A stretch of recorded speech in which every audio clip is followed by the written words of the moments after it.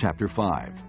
When all the work Solomon had done for the temple of the Lord was finished, he brought in the things his father David had dedicated, the silver and gold and all the furnishings, and he placed them in the treasuries of God's temple.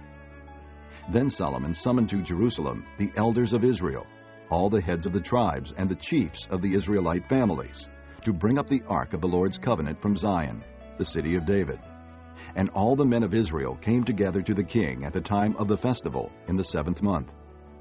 When all the elders of Israel had arrived, the Levites took up the ark, and they brought up the ark in the tent of meeting and all the sacred furnishings in it. The priests, who were Levites, carried them up, and King Solomon and the entire assembly of Israel that had gathered about him were before the ark, sacrificing so many sheep and cattle that they could not be recorded or counted. The priests then brought the ark of the Lord's covenant to its place in the inner sanctuary of the temple, the most holy place, and put it beneath the wings of the cherubim. The cherubim spread their wings over the place of the ark and covered the ark and its carrying poles.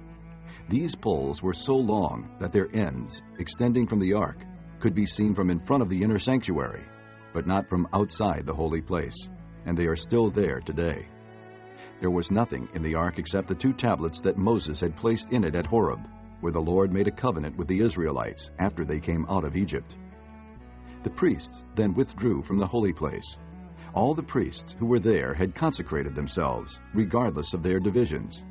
All the Levites who were musicians, Asaph, Heman, Jeduthun, and their sons and relatives, stood on the east side of the altar, dressed in fine linen, and playing cymbals, harps, and lyres.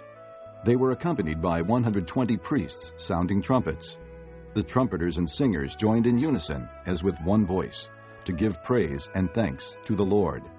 Accompanied by trumpets, cymbals, and other instruments, they raised their voices in praise to the Lord and sang, "He is good. His love endures forever." Then the temple of the Lord was filled with a cloud, and the priests could not perform their service because of the cloud, for the glory of the Lord filled the temple of God.